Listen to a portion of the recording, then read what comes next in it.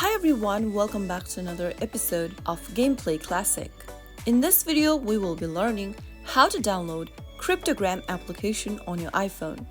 So without wasting much of our time, let's dive into the video. First of all, open your App Store from your iPhone or your iPad. Once you're in, go to the search box at the top and type in Cryptograms.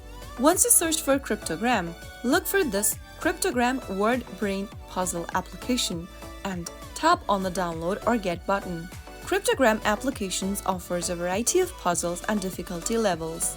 The game focuses on decoding famous codes, provides a challenging experience with unique mechanics.